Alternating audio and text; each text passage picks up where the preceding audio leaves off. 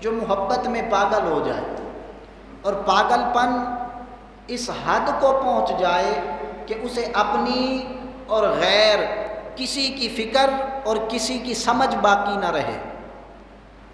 آپ کو مثال دیتا ہوں، مجنو ایک شخص نماز پڑھ رہا تھا، مجنو اس کے آگے سے گزر گیا، اس نمازی نے سلام پھیرا اور مجنو کو پکڑ کے تھپڑ مارا، کہنے لگا عجیب بات ہے، میں نماز پڑھ رہا تھا اور تو میرے سامنے سے گزر گیا۔ مجنو نے واپس اس کے منہ پر تھپڑ مارا اور کہنے لگا میں لیلا کے خیال میں گم تھا اور مجھے تو نظر نہیں آیا، تو خدا کے سامنے کھڑا تھا، تجھے میں کیسے نظر آ گیا؟ تو محبت میں اپنا حال ختم کر لینا اور اپنی وضع قطع کو دیوانہ وار خراب کر لینا، اس شخص کو مجنون کہتے ہیں۔ اس پر میں آپ کو ایک اور مثال حدیث پاک سے دیتا ہوں۔ مشکات المصابیح میں حدیث ہے، حضرت مصعب بن عمیر رضی اللہ تعالیٰ عنہ صحابی ہیں، وہ کھال کے ساتھ اپنے جسم کو چھپا کر آقا علیہ الصلوۃ والسلام کے پاس مدینہ میں آ رہے تھے۔ حضور علیہ الصلوۃ والسلام مسجد نبوی میں ہیں، سامنے حضرت مصعب بن عمیر کو آتے دیکھا، ارشاد فرمایا صحابہ جانتے ہو میں نے اس جوان کو اپنے دوستوں میں دیکھا تھا، اس وقت میں یہ جوان 10,000 ہزار درہم کے سوٹ پہنا کرتا تھا اور بڑا عالی شان کھانا کھا کر اپنے دوستوں میں بڑے عزت اور وقار سے رہتا تھا۔ پھر فرمایا اس بچے کو مجھ سے محبت ہو گئی، وہ جوان تھا، فرمایا پھر اس کو مجھ سے محبت ہو گئی اور اس محبت نے اسے اس حال تک پہنچا دیا۔ تو دیکھو محبت انسان کے رنگ روپ کو ختم کر دیتی ہے، ناز اور نخروں کو ختم کر دیتی ہے اور اسے دیوانہ وار اپنے حال سے بے خبر بس محبوب کی خبر رکھنے والا بنا دیتی ہے۔ اب آئیے حج کی طرف۔ سارے جانتے ہیں سر چھپانا کیا ہے، سر ڈھانپنا سنت آقا علیہ الصلوۃ والسلام کی۔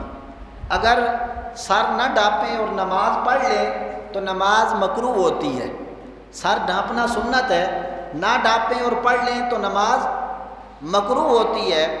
یہی بندے اللہ کے اس گھر میں جب نماز پڑھتے ہیں تو سر ڈھانپتے ہیں، اور یہی بندے جب اللہ کے اس گھر میں جاتے ہیں جو مرکز ہے، جہاں پر محبتوں کا نزول ہوتا ہے، جہاں پر اللہ کے خاص انوار و تجلیات کا نزول ہوتا ہے، جب اس گھر میں پہنچتے ہیں تو یہی لوگ ننگے سر ہو جاتے ہیں۔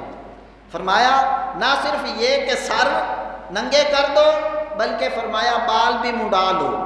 اب بال بھی منڈوا لیتے ہیں، پھر فرمایا اب چھوڑ دو اپنے یہ اکڑ کے کپڑے، یہ نبود و نمائش کے کپڑے، یہ اعلیٰ اعلیٰ برانڈ جو تم نے پہن رکھے ہیں ان کو ذرا اتار دو۔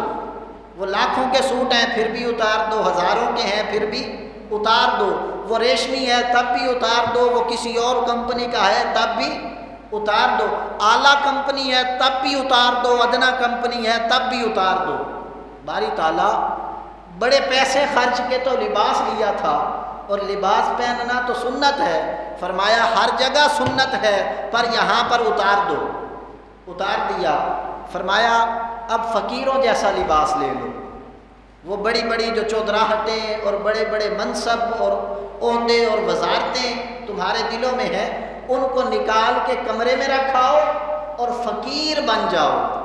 باری تعالیٰ فقیر بن گئے، سفید کپڑے لو دو اور اس سے اپنا سطر چھپا کے چل پڑو۔ باری تعالیٰ چل پڑے ہیں، اب کیا کریں؟ فرمایا اب نہانا نہیں، نہائے بغیر چلو۔ اب تم لوگوں نے اپنی صفائی ستھرائی کا خیال نہیں رکھنا، اب چلتے جاؤ۔ باری تعالیٰ ایسا کیوں؟ فرمایا ایسا اس لیے کہ میں بتانا چاہتا ہوں باقی جہاں پر رہو اپنی حیثیت سے رہو، میری بارگاہ میں جب آؤ تو فقیر بن کے آؤ۔ تو سب کچھ اتار کے فقیر بنا کے چلا دیا۔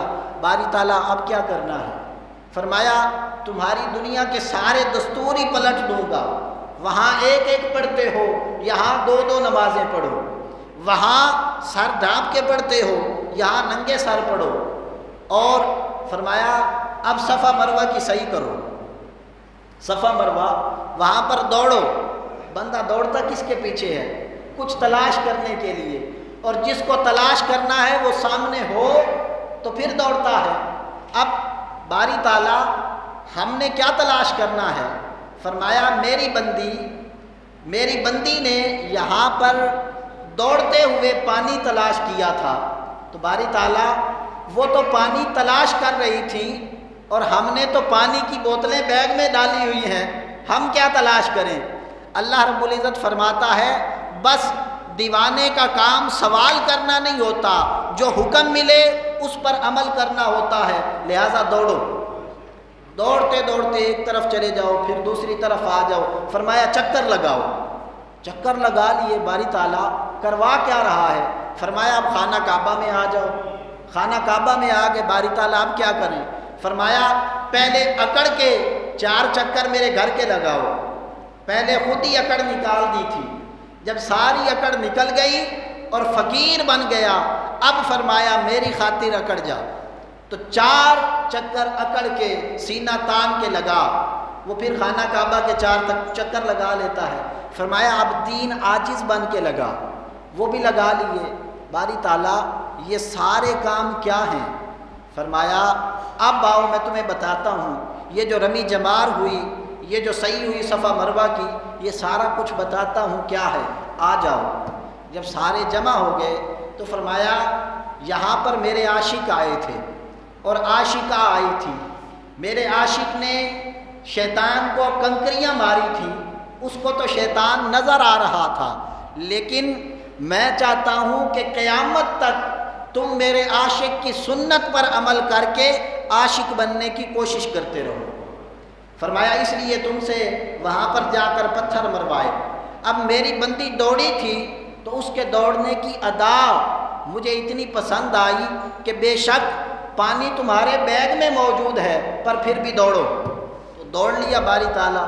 فرمایا پھر میرا محبوب آیا تھا، جس طریقے سے اس نے کعبے کے چکر لگائے میں نے بھی کہا اس طریقے سے لگا لو، تو اس طریقے سے چکر لگا کے یہ سارا کچھ جو عقل کے بالکل دوسری سمت تھا، عقل میں آنے والی چیز نہیں تھی، فرمایا حج تمہیں اس لیے کرواتا ہوں کہ اپنی عقلوں کو مصطفیٰ کی اور میری بارگاہ میں قربان کر دو۔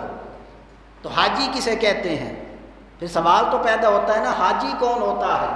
ہمارے ہاں تو جو عمرہ کر کے آئے اسے بھی حاجی کہہ دیتے ہیں، حاجی صاحب ہیں، لیکن اصل میں حاجی کون ہوتا ہے؟ حاجی وہ ہوتا ہے جسے اللہ کا عشق یوں نصیب ہو جائے کہ جب وہ اللہ اور اللہ کے رسول کا فرمان سنے تو بغیر سوال اٹھائے اسے تسلیم کر لے، اسے حاجی کہتے ہیں۔ جب اللہ کا فرمان آ جائے تو اس کے اوپر سوال نہ، اچھا ایسا کیا تو مال کم ہو جائے گا، اب زکوٰۃ دوں گا تو دولت کم ہو جائے گی، عشر نکالا تو میری فصل جناب پہلے ہی گھاٹا ہو گیا ہے، پتہ نہیں خرچے کیسے پورے ہوں گے، سوال نہ کرے، اللہ کا حکم آ گیا ہے نکال کے باہر رکھ دے، اسے حاجی کہتے ہیں۔ تو اللہ رب العزت نے جس کو حج کہا وہ اصل میں عاشقوں کی ادائیں تھیں، اور جسے حاجی کہا وہ عاشق تھا۔